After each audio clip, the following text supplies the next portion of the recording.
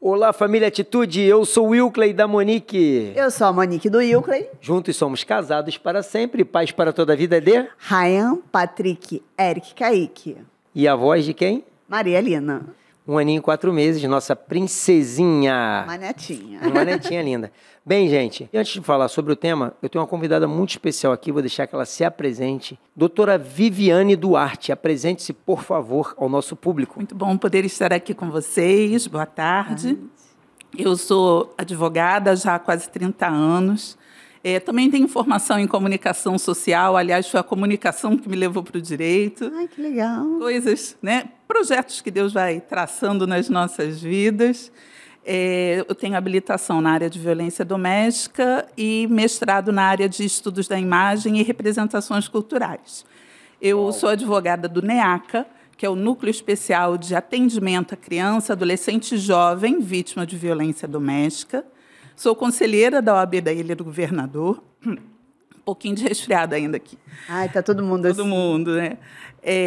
Sou membro da Igreja Batista do Cacuia e o melhor de mim é que eu sou a mãe da Tainá, que vai fazer 13 anos na semana que vem. Sou viúva e assim a gente vive para adorar ao Senhor também. Amém. O melhor de tudo isso que é uma serva do Senhor, trabalhando na sua área profissional, mas sempre glorificando o nome do Senhor. Isso que é o mais importante. Doutora, nós temos o nosso tema de hoje aqui como proteção às nossas crianças e adolescentes. São temas muito importantes que nós possamos abordar dentro da igreja.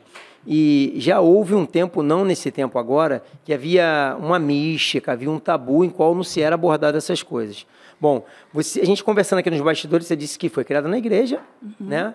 Conhece lá o pastor Josué Pai, o pastor Josué Valandro Júnior, né, que é o filho. Estudou junto. Hoje é o nosso pastor. Vocês lecionaram no mesmo colégio, né? Não, na estudamos. ilha. Estudaram juntos mesmo? Estudamos lá na Ilha do Governador, adolescentes. Olha aí, quanto tempo tem isso. Que legal, né? Então, assim, Deus vai nos unindo através dos propósitos, né, que Ele coloca nos nossos caminhos. E aprove o Senhor te colocar, como você falou, veio não diretamente na área do direito, né? Você primeiro trabalhou aonde? Eu logo assim que me formei em comunicação, eu fui trabalhar com uma fábrica de brinquedos de madeira, aqueles brinquedos lúdicos educativos. E ali havia exploração de mão de obra infantil. Caramba. Isso era em 1992, coisa do século passado, né? E eu sabia que tinha uma lei que tinha sido promulgada há algum tempo, um tal de estatuto, mas eu não sabia como era a aplicação dela, né? E tentava conversar, porque eu fui trabalhar na assessoria de comunicação e tentava conversar na gerência e explicar que não podia acontecer o que acontecia. E não me deram ouvidos, aí no arrobo da juventude eu pedi demissão e fui fazer direito. E depois nunca mais consegui sair do direito. E entrar nessa área, né? Entrei nessa área. Eu já era líder de adolescentes. Eu comecei a ser líder de adolescente ainda adolescente, porque às vezes nas nossas igrejas é difícil encontrar quem tenha paixão pela adolescência. Sim, sim. E eu tenho. Amém. Então, quer dizer, já é um chamado de Deus mesmo desde a sua adolescência, né? Está trabalhando com essa área da infância, juventude, né? Muito legal isso. E é aquilo que eu digo, Deus ele vai preparando os nossos caminhos, né? E foi preparando os seus caminhos. Bom, dentro aqui do tema, desse nosso tema, que é a proteção às crianças e adolescentes, nós temos um tema a ser abordado aqui chamado a orfandade emocional, né? Você lidar diretamente com esse tipo de coisa. Então, o que significa essa orfandade de crianças e adolescentes? Em famílias presentes fisicamente, mas também ausentes emocionalmente, né? E quais são as consequências disso? Eu acho que um seriado que está na Netflix que retrata muito bem essa orfandade emocional é um seriado chamado Adolescência. Ele tem só 4 capítulos. É importante a gente assistir e assistir com os nossos adolescentes, que ele consegue abordar ali a perspectiva da escola, a perspectiva dos profissionais que lidam com os adolescentes e a perspectiva de nós, família. Como muitas das vezes a gente está dentro de casa, com todo amor, com todo carinho, acha que o nosso filho está bem, mas a gente não sabe o que está acontecendo no quarto dele. Acho que até está protegido, né? Exatamente. Bom, entre estar na rua e estar em casa, é claro que ele está protegido em casa. Diretamente vai estar dizendo o seguinte: não, meu filho não vai para a rua, minha filha não vai para a rua, está em casa, está protegido, mas pelo contrário. Pelo contrário. Porque através de um pequeno celular, você tem contato com o mundo todo. E esse contato com o mundo hoje é o nosso grande desafio. A violência entra em casa através desse aparelho. Da mesma forma que coisas maravilhosas podem entrar, cada vez mais é demanda dos pais e das mães conversarem com seus filhos. Não adianta a gente botar um aplicativo de proteção. Não, meu filho está protegido porque eu controlo ele. Não controlamos. Mas os amiguinhos no colégio influenciam, né? Com certeza.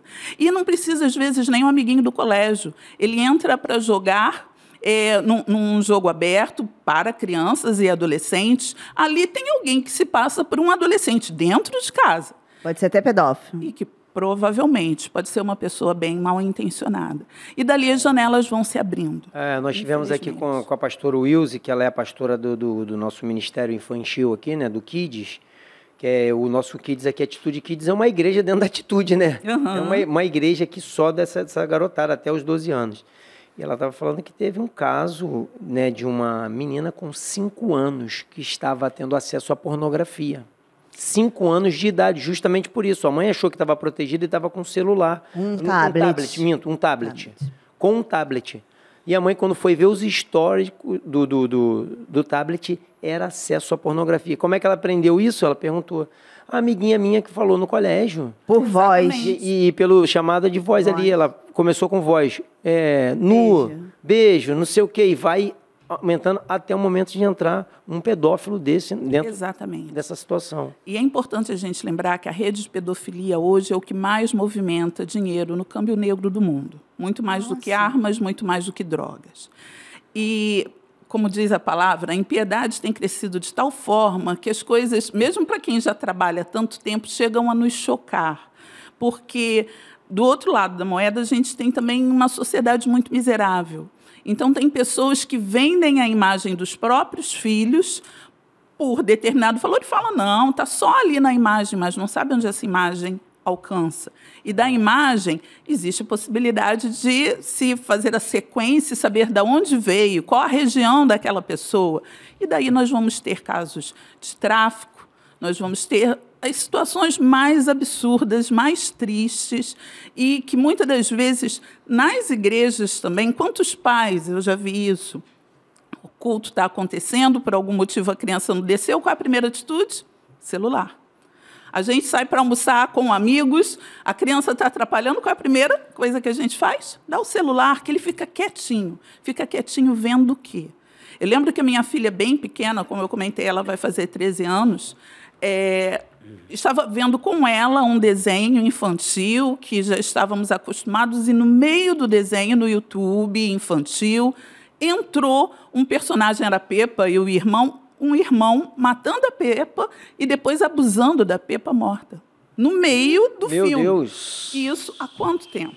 Caramba. Minha filha já vai fazer 13. Imagina agora. Agora as coisas, as sugestões vêm, e se a gente não tem uma participação, se a gente não tem uma conversa muito clara com nossos filhos, no sentido de falar, olha, também pode vir coisas que não são legais. Orientar, nem tudo que você vê na rede é verdade. Uhum. Porque são tantas as formas que os nossos filhos estão sendo adotados pelo Instagram, que vem de uma realidade inalcançável, a realidade de meninas com anorexia, porque não alcançam aquele padrão de beleza, de meninos num grau de violência, porque existem as redes, e volto mais uma vez a esse seriado que chamou a atenção de tantas coisas. Adolescentes hoje nós sempre tivemos as nossas gírias de grupo, sim. Mas agora as gírias são da internet, e elas são colocadas de tal forma que muitas das vezes nós adultos, nós profissionais, não entendemos, não alcançamos. E a partir daí existe a possibilidade de ter mais de um perfil no Instagram. Já nem era para ter, né? É verdade. Mas já tem, ok. Ok, não, mas tem. Ainda tem agora um tal, né, que teve uma polêmica aí dos adolescentes famosos aí, que tem o tal do Dix. Exatamente. Eu nem sabia que existia isso. E desse ainda uma tem outra plataforma que, né, Não, que acho que é aumenta. dentro do Instagram. dentro do Instagram, uma outra... É privado. É privado, é privado. E, obviamente, os pais não estão nessa. Então, e aí isso tudo está ligado o quê? Vamos dizer assim, a negligência seria? Uma negligência ou uma omissão da nossa parte?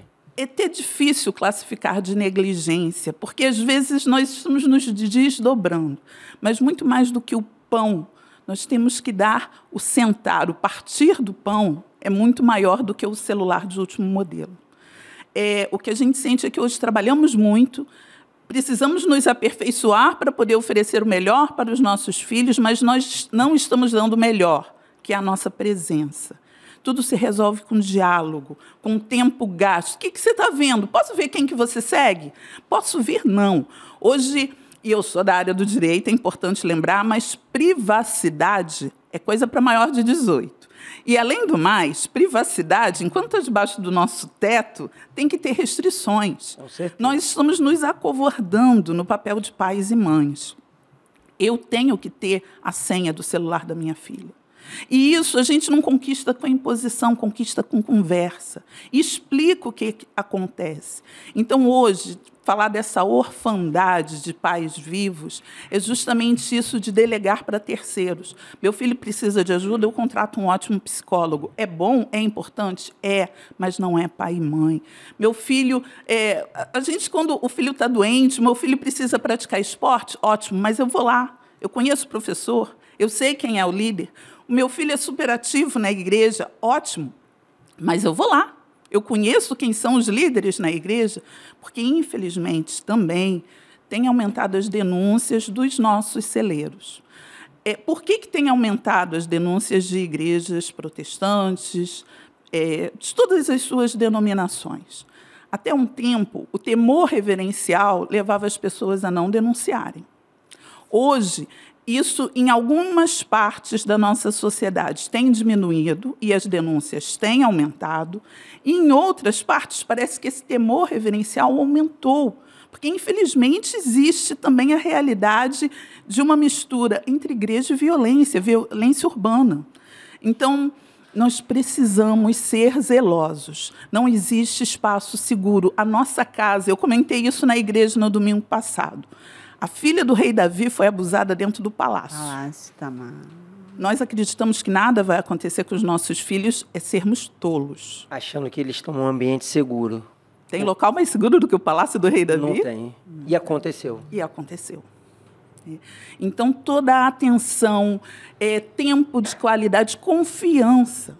Porque, volto a dizer, não é na imposição, é na confiança. Nós somos amigos dos nossos filhos, mas deixando claro, eu sou seu amigo, mas eu sou seu pai, eu sou sua mãe. Nós somos autoridade sobre a vida deles. Eles têm que ter esse entendimento que nós somos autoridade. Apesar de sermos parceiros, amigos, e vocês sendo amigas, mas eles têm que entender que nós somos uma autoridade. Eles têm que ter esse respeito à autoridade. A autoridade nós não devemos ter temor, mas sim respeito. Perfeito. Não é isso? E Exatamente você estava falando, né, de várias funções aí que os pais estão delegando. Na verdade, eles estão terceirizando aquilo que é a função deles fazer para outras pessoas. E essas outras pessoas, o que estão fazendo com os nossos filhos? E quem são essas outras pessoas? Nós, muitas das vezes, não sabemos, né? A conduta, a índole, como é que se porta. Dentro disso, a gente acaba... Tem um tema aqui que a gente vai abordar também, falando sobre a exposição à violência.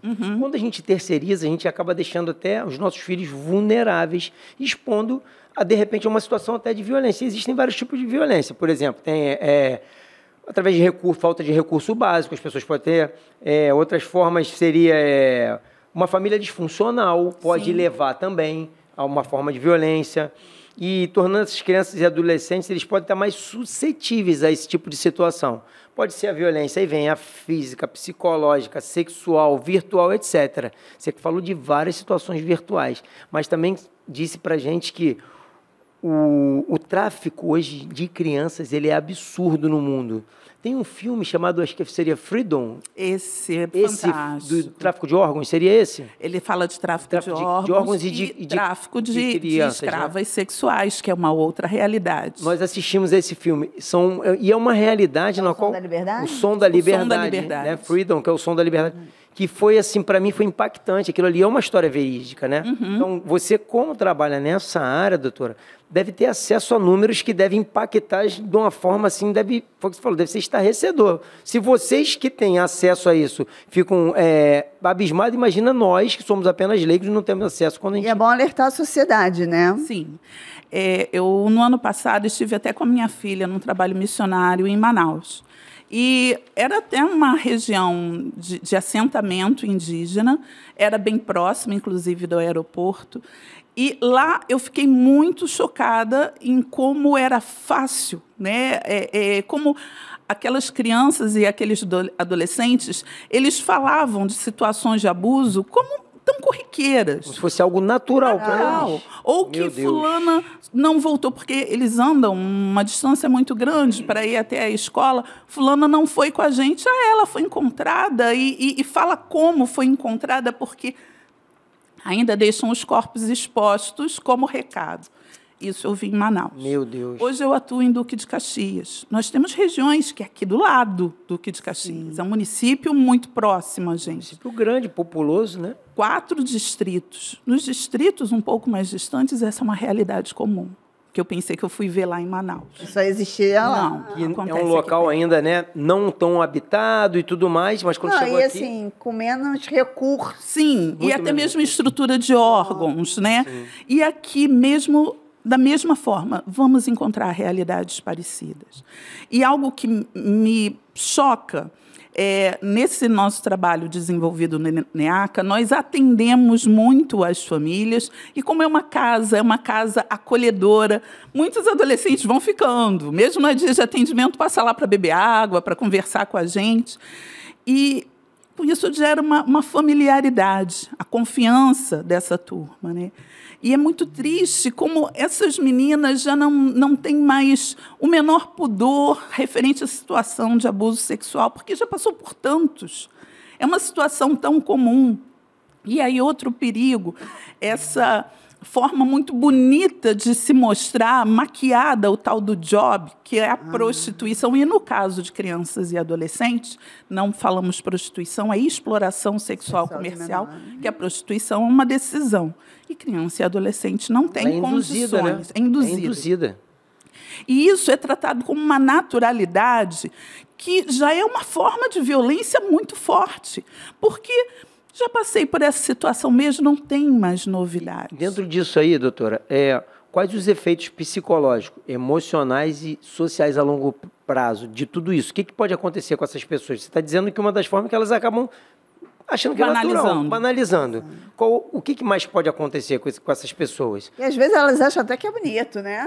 É isso aí. Dependendo de quem foi, até meritório. Que é o tal meritório. Né? Tal desse nome bonito, mas que de bonito não tem nada, job, né? Não tem nada de bonito isso. Exatamente. E aí, esses efeitos psicológicos, emocionais, sociais que causam nessa... A médio e longo prazo que nós podemos deduzir rápido. Uma jovem, uma adolescente, uma criança que passou por essa situação, amanhã ela vai ser mãe, e às vezes uma amanhã bem próximo.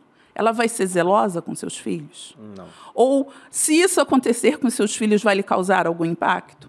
Não. E é muitas das vezes a realidade que a gente atende ali.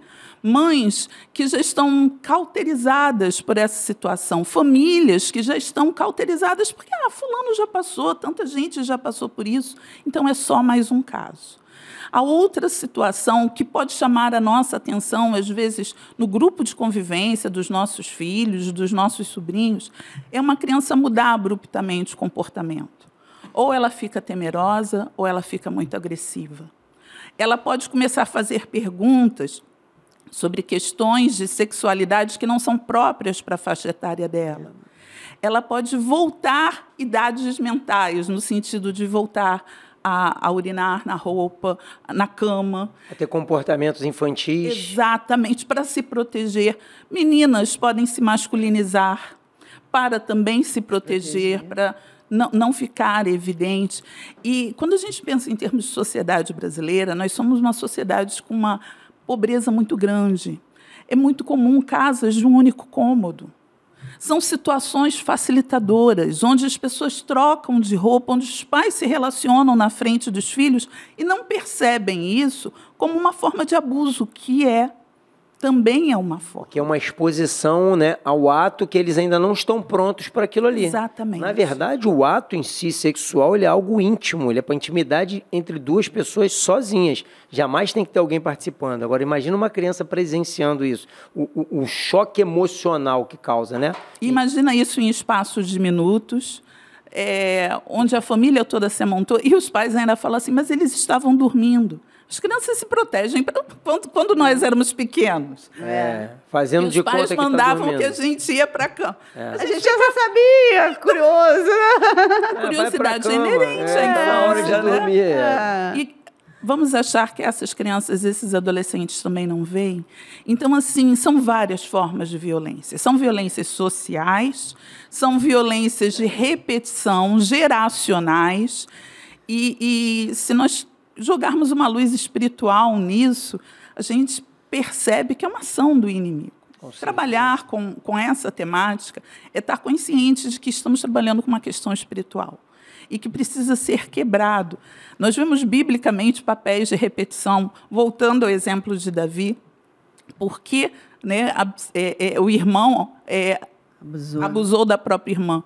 O que Davi fez com Batseba também não foi um abuso? Ele usou da autoridade que ele tinha naquele momento e a mulher não podia dizer não para ele. E aí, quando depois Absalão se vinga de Davi, ele também não abusa das concubinas do pai?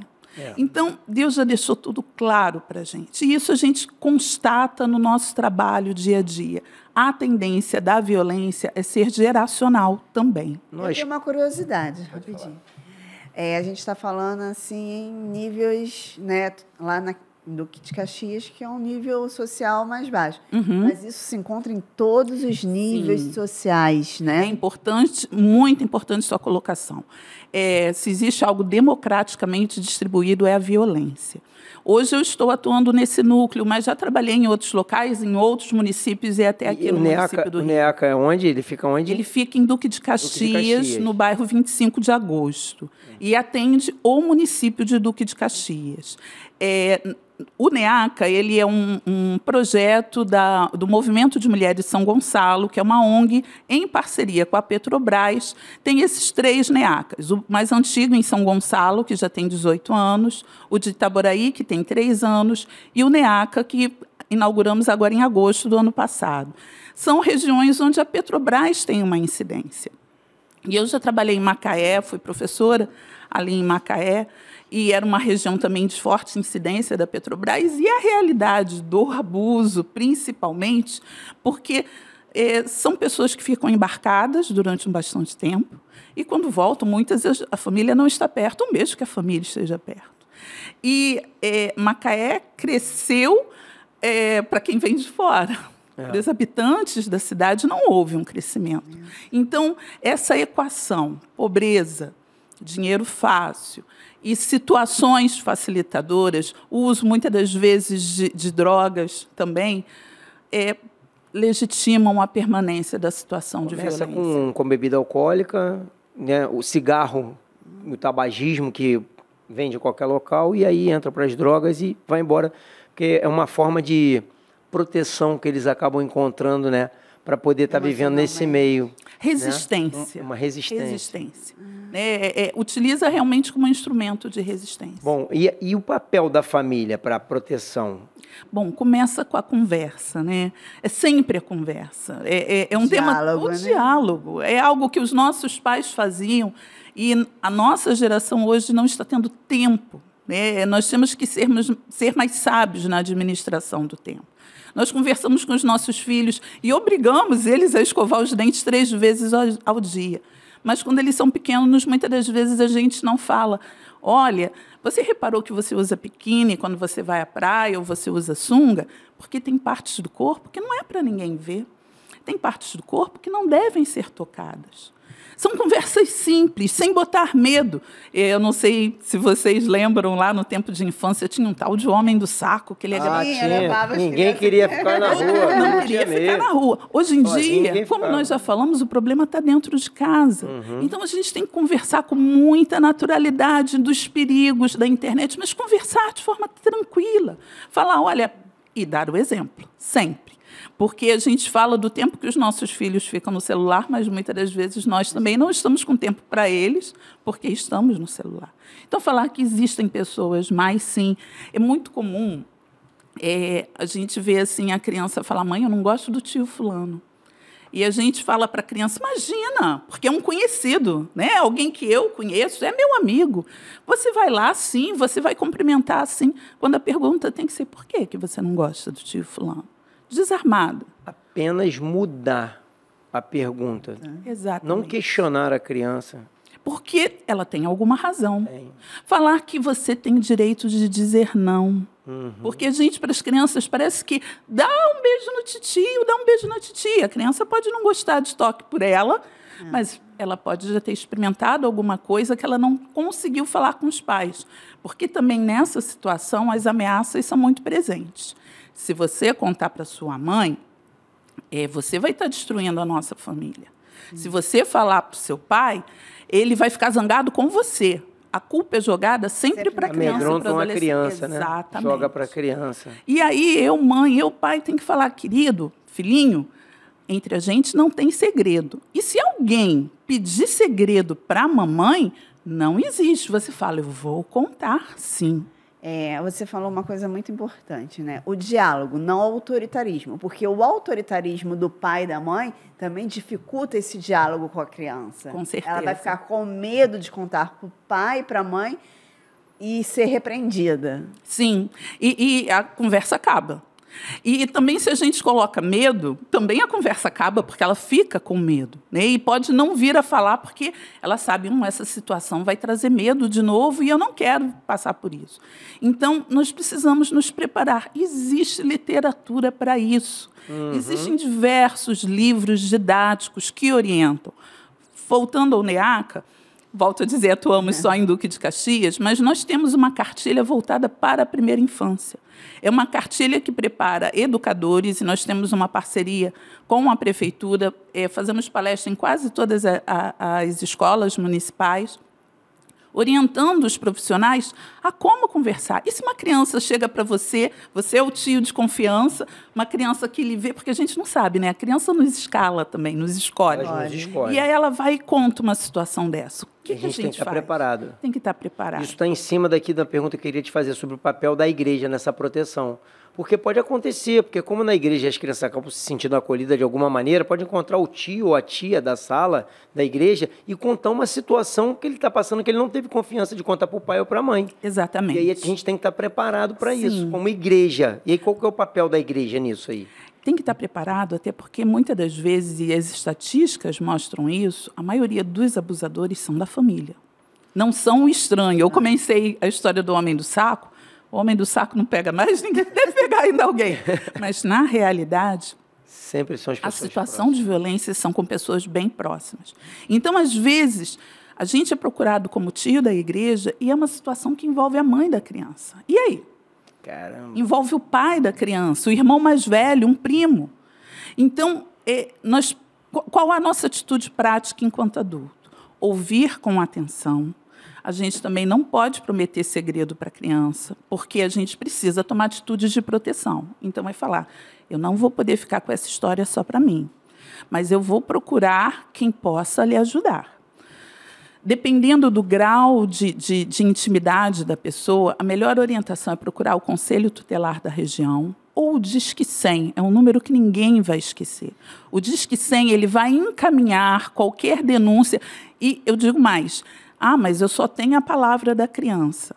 O Estatuto da Criança e do Adolescente, no artigo 13, fala que a suspeita de qualquer situação de violência precisa ser comunicada ao Conselho Tutelar. Não necessariamente ela vai ser comunicada só pelos pais, pode ser por um o tio da igreja, do colégio, a professora, sim, todos alguém nós. que a criança relatou, teve conhecimento sobre isso, pode ter acesso a esse tipo de atendimento e apoio. E não precisa da comprovação, somente a suspeita. A suspeita, isso é importante frisar. A Constituição Federal, lá em 1988, já dizia no artigo 227, é dever da família, da sociedade e do Estado. Igreja é sociedade. No Estatuto ainda fala dever da família, da comunidade, da sociedade, pensando em instituições maiores e do Estado. Então, nós temos o dever de proteção por todas as crianças. Vocês estavam falando do Ministério Kids, que é quase uma outra igreja. Nós somos responsáveis por todos eles. Eu nunca vi nenhum daqui, mas eu sou responsável. Então, a partir do momento que eu tenho ciência de alguma situação, eu posso buscar o Disque 100. E o Disque 100, ele também pode manter o anonimato de quem comunica. Entendi. O que vai acontecer a partir dali? Vai ser feita uma investigação. Vai primeiro ser encaminhado para o Conselho Tutelar da região da moradia dessa criança. Então, preciso ter algumas informações. Endereço, nome completo, nome dos pais. São informações básicas para que possa se tomar alguma atitude. Como é o Conselho Tutelar? Qual o papel do Conselho Tutelar? Como ele é um órgão local, o Rio de Janeiro é dividido... Aqui, eu acho que na Barra, se eu não me engano, tem pelo menos uns 2 conselhos. Em Caxias, nós temos 6 conselhos. Barra Recreio, se eu não me engano, Jacarepaguá, não é isso? É dividido, é bem dividido. São divididos, né? Em regiões onde esses conselheiros também moram naquela região. Isso. Então, eles têm acesso. E, a partir daí, eles podem fazer uma visita, eles podem procurar órgãos. Aqui no município do Rio não temos o NEACA, mas existem outros órgãos. O Ministério Público tem seu corpo técnico, a própria Justiça tem seu corpo técnico, mas na Justiça só chegaria depois. E, dependendo da gravidade, até mesmo comunicar à delegacia mais próxima. Deixa eu te fazer uma pergunta. Tem alguma casa de acolhimento para esse adolescente? Porque, às vezes, você falou, né? Acontece dentro da própria casa. E essa criança não quer mais ficar com a mãe, com o pai, porque está sofrendo esse abuso. Tem alguma casa? A medida, sempre que os juízes vão procurar tomar, é ver a família extensa. O que a gente chama de família extensa? Tio é família extensa. Avô e avó são até do núcleo familiar, porque são ascendentes, mas não deixam de ser família extensa. E hoje, depois da lei Henri Borel, existe uma compreensão de que família extensa é aquela pessoa onde também existe um vínculo de afeto. Então, uma pessoa, por exemplo, uma pessoa advinda do cristianismo católico, eu sou madrinha da criança e tenho vínculo. Essa pessoa vai ser chamada a juízo para ver se pode ficar com essa criança e adolescente com uma guarda provisória, enquanto toda a situação é investigada. Existe a realidade do abrigo, mas não é uma boa realidade. Por quê? A partir do momento que a criança entra para o sistema, né, que aí ela ganha um número, sair do sistema é uma dificuldade incrível. É outro drama, é um tema para outro podcast. Que é muito complexo quando a criança entra para o sistema. Então, dentro disso aí, doutora, o acompanhamento multidisciplinar, ele é muito importante, né? De ter esse acompanhamento de psicólogo, assistente, pedagogos, que é justamente o que você falou, não deixar chegar dentro lá do núcleo que tem para a criança, mas vai ajudar dentro desse, talvez, um núcleo de pessoas de apoio, uma rede de apoio que ele seria, né? Para poder, dentro, esse pessoal todo aí vai começar a investigar e entender que é melhor ficar com essa pessoa mais próxima do que ficar dentro de uma casa lá de menores, número, né? como... Ser um número. E aí é muito importante esse acompanhamento multidisciplinar, né? Nós costumamos já chegar a essa conclusão enquanto sociedade brasileira, mas já há bastante tempo nós temos a realidade desse trabalho multi- ou interdisciplinar, naquela ideia de que uma área complementa a outra. Eu sei que o meu discurso hoje ele já é extremamente semelhante ao do serviço social, extremamente semelhante ao da psicologia, porque a minha vida toda eu tive o privilégio de trabalhar em equipe. E, quando a gente faz um estudo de caso, cada um vai olhar aquela situação e ver pontos que talvez outro não veria. Porque eu tenho uma expertise, mas você tem outra, e todos nós vamos poder contribuir. A mesma fala de uma mãe, de um pai, de uma criança que chega para a gente, em cada um dos ouvidos vai ecoar. E sem falar que, como você sinalizou, os nossos pedagogos, muitas das vezes, vão visitar a escola. Nós recebemos, na semana passada, demandas de uma mãe que a criança sofreu abuso por parte do pai. O pai foi preso em flagrante delito de 3 aos 5 anos. Ai, meu Deus. E a preocupação principal da mãe é que a filha tinha TDAH. Ela sabia que a filha tinha TDAH, ela havia lido no Google todas as características. Então, a preocupação da mãe era fechar um diagnóstico, e ela também falava que a filha tinha TOD, porque ela leu no Dr. Google, né? O Google informa todo mundo. Também. E essa mãe tinha certeza. E a gente, conversando com essa mãe, foi mostrando, a partir de quando você sentiu essa agressividade da sua filha? É com todo mundo? Ah, é com todo mundo, mas a gente tem um relato da escola. A escola diz que ela é uma criança atenta, levada, como a faixa etária pede, é uma criança sociável, é uma criança que respeita os seus professores. Ah, mas dentro de casa você tem que ver. Quem está dentro de casa? Eu e ela. Antes era eu, ela e o pai. Quando começou o abuso? A violência dessa criança com os pais era o grito de socorro. Era ela implorando para a mãe se dar conta da situação que ela estava vivendo. A mãe, pelo menos, denunciou o pai. Denunciou porque os vizinhos viram, e a importância da sociedade na interferência, porque viram o pai em flagrante com a criança. E aí entra realmente esse papel do sistema judiciário, né? Que vocês vão justamente fazer essas indagações através da investigação dentro desse corpo todo, né, do acompanhamento multidisciplinar. E o judiciário ele tem que ser incisivo nessa questão, né? Ele não pode titubear. Ele vai chegar nessa mãe e dizer, essa criança está tendo um problema, já foi diagnosticado aqui através desse corpo aqui. Não é possível que o pedagogo, o psicólogo, todas as pessoas estão equivocadas dentro desse, vamos dizer, dessa avaliação. Não é possível. E aí a importância do relatório, né? Porque aí o nosso relatório vai ser interdisciplinar. Vai ter o olhar de todos esses profissionais. Se a gente não chega ao convencimento dessa mãe, e muitas das vezes a gente fica numa posição delicada, porque aquela mãe, na cabeça dela, estava protegendo a filha. Mas ela não via que o principal era proteger dos efeitos do abuso, que não acabou o abuso, acabou a situação. Não, requer tratamento, acompanhamento psicológico, pedagógico. Você não sabe quanto tempo vai durar isso, né? Isso não tem um prazo do dano que causou na mente dessa criança. Qual a idade do netinho de vocês? A netinha é 1 ano e 4 meses. 1 ano e 4 meses. Vamos pegar, então, uma outra criança. Uma criança com 3 anos. Ela está aprendendo a ler. As primeiras letrinhas, né? Ler no sentido de alfabetização básica, mesmo, né? Básico. Ela está descobrindo o mundo. Ela está descobrindo que ela é uma pessoa diferente da mãe. Nisso, essa criança sofre um abuso por parte do pai. Não, e a pessoa que tinha que protegê-la está abusando dela. E aí vai gerando, os bloqueios são muito grandes. Então, toda violência, toda ausência de um comportamento padrão que a mãe esperava dessa criança era o pedido de socorro. Mas, por outro lado, a gente busca convencer ao máximo e mostrar para a mãe essa situação, porque se chega para o juiz um relatório que sinaliza isso, e uma mãe que está mais preocupada em rotular, ele tira a criança da mãe e vai abrigar a criança. Aí vai virar um número. Vai virar um número, principalmente dentro da realidade de vida financeira da família. Queria encerrar nesse nosso bate-papo, eu sei que a gente... Tem muita coisa, eu estou aqui. Perguntar, mas sobre a importância da denúncia. Isso aqui, para mim, é o principal. Nós falamos de todas as coisas que podem acontecer. Agora, a importância da denúncia. Denúncia, cidadania.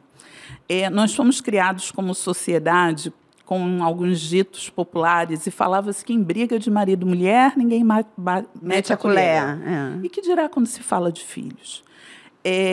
No direito, crianças foram tratadas como coisas, literalmente, até 1988. A Constituição conferiu cidadania para a criança. 30 anos no mundo jurídico é nada. 35 anos no mundo jurídico é nada. A sociedade ainda vê filhos como objetos de pertencimento de pai e mãe.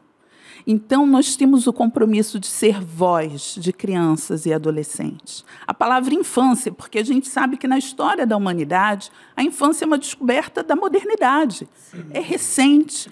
E quando eles deram o nome infância, é porque, lembra da infantaria nas Forças Armadas? Qual o papel da infantaria? Eles são os que vão primeiro, são a bucha do canhão. É verdade. E aí tem o dito popular: o menor é o último a falar e o primeiro a apanhar. A infantaria era a mesma coisa. eram os primeiros a morrer, e geralmente eram crianças. Nossas crianças ainda não têm voz, ainda são o último a falar. Eles não dão depoimento. Nós temos o depoimento especial, uma lei específica que fala sobre isso, mas, para isso, até conseguirmos chegar a isso, essa criança já passou por diversos órgãos, já teve que repetir a mesma história diversas vezes, ela já sofreu pressão social, falando, você está sendo responsável pela destruição da sua família. Então, a pessoa que denuncia é uma pessoa que está começando a dar voz a essa criança, que está viabilizando um tratamento digno, o exercício da cidadania também dessa criança. Então, nós não podemos nos omitir. Eu posso contar só mesmo uma situaçãozinha? Sim, claro. Eu volta e meia participo na capacitação de formação de líderes, de embaixadores do rei, porque tem uma parte do Estatuto. E é um trabalho que eu sou apaixonada. E nós estamos falando disso, porque a igreja tem, às vezes, um certo milindre com a família. A gente entende que é difícil, às vezes, através de um menino, a gente alcança a família toda. Agora, se a igreja se posiciona de uma forma denunciante, a família toda, foi o que me foi passado, pode retroagir. Volto a falar Disque 100. O Disque 100, você pode fazer a denúncia e pode manter o seu anonimato e vai receber por e-mail todas as informações do que aconteceu daquela denúncia. Existe também a ouvidoria do Ministério Público, onde você vai colocar seus dados, mas eles não vão aparecer em nenhum procedimento. E o Ministério Público te dá o retorno, até mais do que o Disque 100. Nós não temos desculpa. Nós temos a responsabilidade. E, já que nós estamos falando que precisamos dar voz a essas crianças e esses adolescentes, eu gosto sempre de lembrar que a gente serve o Deus que ouve. Amém. Eu sou encantada com a história de Ismael, porque é uma coisa que a gente vai perguntar na eternidade. Poxa, Deus, Abraão tinha que botar Agar e Ismael para fora mesmo, né? Enfim, perguntas para a eternidade. Né? Mas o fato é que, quando aquela mãe se viu tão sem solução e com o filho à morte, o anjo aparece e fala, Deus ouviu o choro do menino. Nós temos que ser a igreja que ouve o choro do menino, que leva em oração o choro do menino, e não é fazer igual no livro que Tiago condena, né? Eu vou orar por você e vai em paz. Não, eu vou tomar medidas. O anjo ainda fala, toma o menino pela mão e o levanta. Esse é o papel da igreja. Amém. Tomar meninos e meninas pela mão, levantar e fazer deles grandes homens. Amém. Mas chegou o final. O final nunca é bom, porque tudo que está acontecendo de informação e conhecimento, sempre é bom a gente trazer à mesa e ter mais e mais e mais. Mas eu queria muito lhe agradecer a sua disponibilidade, sabe, do seu tempo, o seu amor, seu carinho, sua dedicação, que a gente vê muito amor pelo que você faz, falando com muita propriedade de quem mergulha a fundo e está aí sendo voz nesse tempo para essas crianças, né? Você acabou de falar de voz, tem sido uma voz para elas. Obrigado pelo seu tempo, sua disponibilidade. Nós da Igreja Batista Atitude, através do Ministério da Família, aqui do Família Cast, te agradecemos. Um abraço lá para o pastor da sua igreja, pastor Rui Santos. Um abraço para toda a sua congregação. Deus continue te capacitando cada vez mais para continuar sendo essa voz para essas crianças. E você que está inscrito no nosso canal, é só você clicar em todas, se não clicou ainda. Quem não se inscreveu, inscreva-se no canal Atitude TV, clique em todas, curta, compartilhe e comenta. Agora, você que não nos segue nas redes sociais, está cometendo um pecado. @Ministério da Família IBA. Siga-nos para você poder saber de tudo aquilo que vai acontecer no Ministério da Família. E tem uma informação muito legal para vocês. Nós teremos o Congresso da Família do dia 22 a 24 de agosto, aqui na Igreja Batista Atitude, com temas relevantes como esse da doutora Viviane. Vai ter esse tema aqui, vai ter um bate-papo, teremos aqui uns momentos, né, falando sobre isso. Teremos pessoas capacitadas como a senhora para estar aqui falando sobre isso. E teremos também, no final do ano, de 14 a 17 de dezembro, o Cruzeiro da Família. É para toda a sua família. Então, entra aí no nosso @Ministério da Família BA para saber mais informações sobre as nossas atividades. Um beijo no coração, desejo a todos vocês saúde, paz e prosperidade. Até o próximo episódio.